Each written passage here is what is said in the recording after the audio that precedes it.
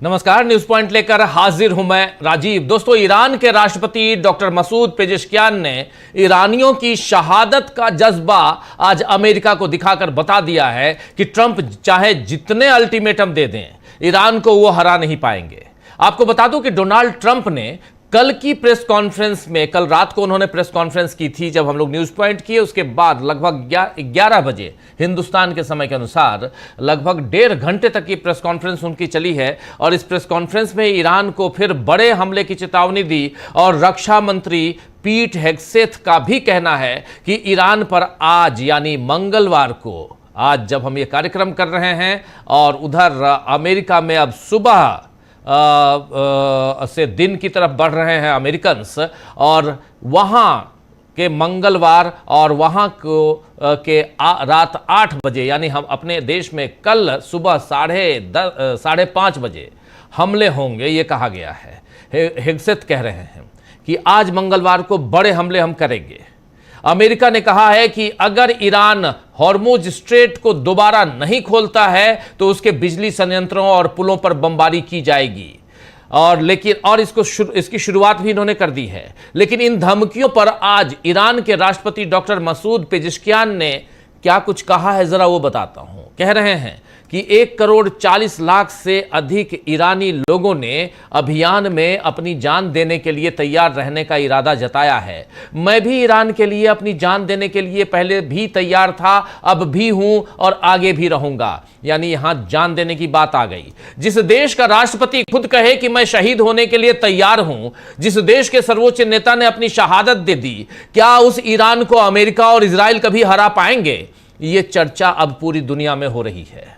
आपको बता दूं कि कल की ट्रंप की धमकी के बाद आज इजराइल ने फारसी भाषा में एक अल्टीमेटम ईरानी जनता को दिया है। इजरायली सेना ने कहा है कि आपकी सुरक्षा के लिए हम आपसे अनुरोध करते हैं कि इस समय से लेकर ईरान के समय के हिसाब से रात 9 बजे, भारत के समय के अनुसार रात 11 बजे तक आप पूरे ईरान में ट्रेन का इस्तेमाल करने और उससे सफर करने से बचें। इस बयान में आगे कहा गया है कि ट्रेनों पर और रेलवे लाइनों के पास आपकी मौजूदगी आपकी जान को खतरे में डालती है। हालांकि इस एडवाइजरी में किसी खास इलाके या रेल मार्ग का जिक्र नहीं किया गया है, जिससे स्पष्ट नहीं है कि इजराइल किस इलाके को निशाने पर लेगा।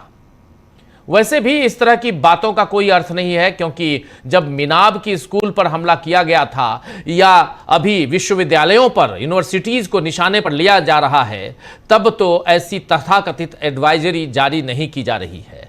खैर, एडवाइजरी जारी करें या ना करें, ईरान के ऊपर इजराइल ने और अमेरिका ने जिस ढंग से बम्बार्डिंग की है अब तक, वो और उसमें उन तमाम जितने नियम कायदे हैं, चाहे वो हेग कन्वेंशन की बात हो, चाहे वो यूएन चार्टर की बात हो, ऐसे तमाम जिनेवा कन्वेंशन की बात हो, सबकी आपने धज्जियां उड़ा दी हैं। यानी अमेरिका और इजराइल ने इन तमाम कन्वेंशंस, तमाम चार्टर्स, इन सब की धज्जियां उड़ा के रख दी हैं। और इसीलिए एक तरफ ट्रंप और नेतन्याहू समय बता रहे हैं कि हम इसके बाद हमला करेंगे, और उधर अपनी ही बातों को झुठलाते हुए हमले भी कर रहे हैं। तस्मीन न्यूज़ एजेंसी ने अभी थोड़ी देर पहले बताया है कि अमेरिका और इजराइल ने ईरान के कराज में एक नागरिक रेलवे स्टेशन को पर घातक हमला किया है, हवाई हमला किया है रेलवे पर, और इसमें कुछ लोगों की मौत की भी खबरें हैं। 2 लोगों की मौत की खबर आई है।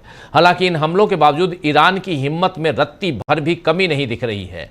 ईरानी संगीतकार अली गमसारी, जी हां, अली गमसारी तेहरान के दमावंद बिजली प्लांट में अपने वाद्य यंत्रों के साथ पहुंचे और बम के धमाकों के जवाब के लिए संगीत के सुरों को चुना उन्होंने। आइए जरा दिखाते हैं, देखते हैं उनको किस ढंग से ये पहुंचे हुए हैं बिजली संयंत्र, दमावंद बिजली संयंत्र। और अली गमसारी ईरानी संगीतकार हैं। ये देखिए, जरा फुल स्क्रीन ले आइए, जरा म्यूजिक के साथ सुनते हैं इनको।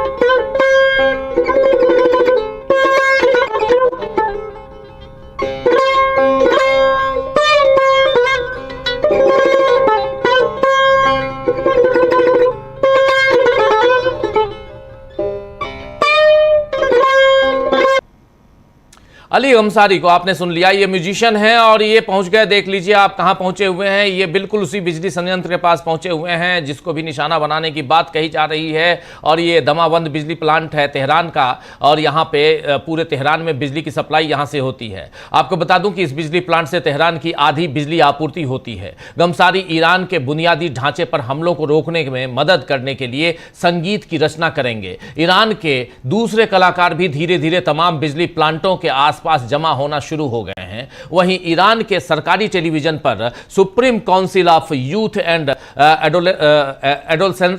एडोलसेंट्स माफी चाहूंगा के सचिव, युवा और खेल मामलों के उपमंत्री अली रेजा रहीमी ने एक न्यूज़कास्ट में ह्यूमन चेन की अपील करते हुए कहा है कि पावर प्लांट जो हमारी राष्ट्रीय संपत्ति और पूंजी है, चाहे किसी भी पसंद या राजनीतिक नजरिए से देखें, वो ईरान और ईरानी युवाओं के भविष्य के हैं। रहीमी ने सोशल मीडिया पोस्ट में भी लिखा है कि हम सब हाथों में हाथ डालकर यह कहेंगे कि सार्वजनिक ढांचे पर हमला करना युद्ध अपराध है। ईरानी मंत्री, ये युवा मंत्री जो हैं, इन्होंने सभी युवाओं, एथलीटों, कलाकारों, छात्रों, यूनिवर्सिटी के छात्रों और उनके प्रोफेसरों से पावर प्लांट के चारों तरफ मानव श्रृंखला बनाने की अपील की है। आपको बता दूं कि इससे पहले 2005 और 2006 में ईरान ने पश्चिम एशिया के साथ तनाव के चलते अपने न्यूक्लियर साइट्स के चारों तरफ ह्यूमन चेन बनाई थी। ईरान एक तरफ अपने बमों और मिसाइलों से बड़े हमले कर रहा है, और ये जो हमला दिखाई दे रहा है ये ईरान ने इजराइल पर किया है। हाइफा शहर का ये है, हाइफा शहर में ये हमला, और ये ईरान कर रहा है। तो दूसरी तरफ रचनात्मकता का परिचय भी ईरान दे रहा है। अमेरिका और इजराइल इसका मुकाबला नहीं कर पा रहे हैं। कल जिस ईरान के शरीफ विश्वविद्यालय पर अमेरिका ने हमला किया, आज वहां गणित के एक प्रोफेसर राख और मलबे के बीच ऑनलाइन क्लास ले रहे थे। जरा उस तस्वीर को भी ले आइए। यूनिवर्सिटी में एक प्रोफेसर उस जर्जर उसमें यूनिवर्सिटी की पहली मंजिल पर बैठकर या दूसरी मंजिल पर बैठकर, ये देखिए, ऑनलाइन क्लास ले रहे हैं। मलबा है नीचे बिखरा हुआ, लाश राखें हैं, और ऊपर देखिए कभी भी ये जो फॉल सीलिंग है वो गिरने का डर है, लेकिन फिर भी ये ऑनलाइन क्लास ले रहे हैं। तो वहीं एक और ईरानी हमलों के खतरे के चलते मंगलवार को सऊदी अरब और बहरीन द्वीप जो है, ये दोनों जो राज्य हैं, इन दोनों को जोड़ने वाला एक प्रमुख पुल किंग फहद काजवे बंद कर दिया गया है। जबकि कतर के विदेश मंत्रालय के प्रवक्ता माजिद अल अंसारी ने चेतावनी दी है कि हम जल्दी ही ऐसी स्थिति में पहुंच जाएंगे जहां ईरान पर युद्ध को नियंत्रित नहीं किया जा सकेगा, और हम उस बिंदु तक बहुत थक चुके होंगे। देखिए, ये बात इन्होंने बहुत पते की कही है, और दूसरे ढंग से कहा जाए तो इन्होंने साफ साफ कहा है कि ये जंग रुकनी चाहिए, क्योंकि ये साफ कह रहे हैं कि हम उस बिंदु तक पहुंच जाएंगे जहां हम थक चुके होंगे और उसके बाद कुछ हमारे कंट्रोल में नहीं होगा, अनियंत्रित होगा। यानी अमेरिका का साथ देने वाले अब डर रहे हैं और थक रहे हैं। इधर ब्रिटेन ने, जी हां, ब्रिटेन ने भी अब अमेरिका से फिर कहा है कि ईरान के बिजली संयंत्रों या पुलों पर हमले के लिए उसके सैन्य अड्डों का इस्तेमाल नहीं होगा। यानी साफ साफ कह दिया है कि हमारे सैन्य अड्डों का इस्तेमाल अमेरिका करना चाहे तो हम नहीं करने देंगे। वहीं ट्रंप द्वारा प्रस्तावित सैन्य कार्रवाई का विरोध करने वाले अमेरिकी सांसदों की लिस्ट भी काफी बढ़ गई है। अभी कल ही हमने आपको बताया था 8 से 10 अमेरिकी सांसदों ने ट्रंप के इस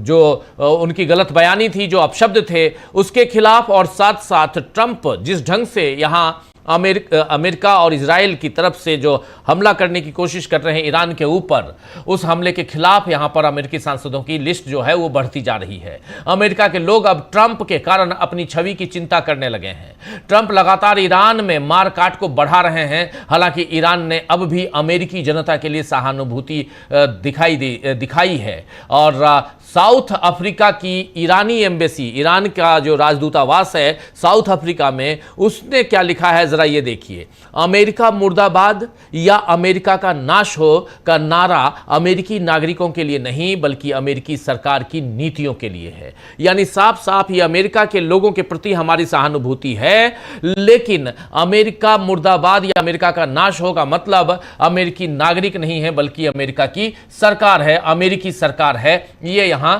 इन्होंने कहा है साउथ अफ्रीका की ईरानी एम्बेसी ने साउथ अफ्रीका में।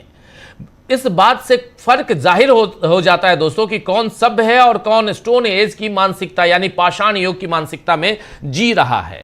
आपको याद होगा कि पाषाण युग यानी स्टोन एज में ले जाने की धमकी डोनाल्ड ट्रंप ने दी थी और अमेरिका इस धमकी को लगातार दे रहा है। इस बीच अमेरिका के उपराष्ट्रपति जेडी वेंस का बयान आया है। जेडी वेंस यहां पर फिर धमकाते हुए नजर आते हैं। जेडी वेंस यहां दो बातें कह रहे हैं। पहली बात उन्होंने साफ साफ कही है कि अब गेंद ईरान के पाले में है। यहां साफ साफ जेडी वेंस ने कही है कि अब गेंद ईरान के पाले में है। युद्ध शुरू होने से पहले भी ईरानी वार्ताकार तेज नहीं थे और अब तो बिल्कुल भी नहीं हैं। हम मानते हैं कि कभी कभी एक व्यक्ति से दूसरे व्यक्ति तक संदेश पहुंचने में देरी होती है, लेकिन हमें पूरा भरोसा है कि हमें सकारात्मक या नकारात्मक दोनों ही तरह की प्रतिक्रिया मिलेगी। हमें आज रात 8 बजे तक ईरान से जवाब मिल जाएगा। मुझे उम्मीद है कि वो सही जवाब देंगे, क्योंकि हम वास्तव में एक ऐसी दुनिया चाहते हैं जहां तेल और गैस का निर्बाध प्रवाह हो, जहां लोग अपने घरों को गर्म और ठंडा रख सकें, जहां लोग काम पर जाने के लिए परिवहन का खर्च उठा सकें। इन्होंने ये कही है और इसके बाद फिर दूसरी बात इनकी है, बहुत महत्वपूर्ण आ जाती है, जो कह रहे हैं कि ईरान को पता होना चाहिए, यानी उन्हें पता होना चाहिए कि हमारे पास ऐसे उपाय मौजूद हैं। ईरान को पता होना चाहिए कि हमारे, जेडी वेंस कह रहे हैं कि हमारे पास ऐसे उपाय मौजूद हैं जिनका हमने अभी तक इस्तेमाल नहीं किया है। राष्ट्रपति उनका इस्तेमाल करने का फैसला कर सकते हैं और अगर ईरानी अपना रवैया नहीं बदलते हैं तो वो निश्चित रूप से उनका इस्तेमाल करेंगे। ये वो कौन सी चीज़ है जिनका इस्तेमाल करने की धमकी दे रहे हैं और राष्ट्रपति के नाम कह रहे हैं कि राष्ट्रपति उसका इस्तेमाल कर सकते हैं। ये बहुत इंपॉर्टेंट बात हो जाती है और ये जेडी वेंस की बात है, बहुत इंपॉर्टेंट इसलिए क्योंकि जेडी वेंस यहां से धमकाते हुए ईरान को नजर आते हैं। ईरान से बहुत सारी खबरें आ रही हैं, खबरें अमेरिका से भी आ रही हैं, उसको आगे और हम उस पर लेके आएंगे। लेकिन डोनाल्ड ट्रंप का ट्वीट भी इस वक्त आ चुका है। जरा डोनाल्ड ट्रंप के ट्वीट को देख लेते हैं। यहां डोनाल्ड ट्रंप कह रहे हैं आज रात एक पूरी सभ्यता का अंत हो जाएगा। देखिए, सीधे सीधे धमकाते हुए, आज रात एक पूरी सभ्यता का अंत हो जाएगा जिसे फिर कभी जीवित नहीं किया जा सकेगा। मैं ऐसा नहीं चाहता, लेकिन शायद यही होगा। हालांकि अब जब सत्ता में पूर्णतः परिवर्तन हो चुका है, जहां अलग, अधिक बुद्धिमान और कम कट्टरपंथी सोच वाले लोग हावी हैं, तो शायद कुछ क्रांतिकारी और अद्भुत घटित हो सकता है। कौन जानता है, आज रात हमें पता चल जाएगा जो विश्व के लंबे और जटिल इतिहास के सबसे महत्वपूर्ण क्षणों में से एक है। 47 वर्षों के जबरन वसूली, भ्रष्टाचार और मृत्यु का अंततः अंत होगा। ईरान के महान लोगों पर ईश्वर की कृपा बनी रहे। ये सीधे सीधे ट्रंप धमकाते हुए और ये बात रखते हुए कि आज की रात, कत्ल की रात, यानी एक सभ्यता का अंत हो जाएगा। चलिए, क्या सचमुच उसी दिशा में ले जाने की कोशिश कर रहे हैं डोनाल्ड ट्रंप? तो डोनाल्ड ट्रंप का क्या अंत नहीं होगा इसके बाद? आइए आज चर्चा करेंगे कि क्या ईरान के जज्बे का मुकाबला कर पाएंगे डोनाल्ड ट्रंप इतना कहने के बाद भी।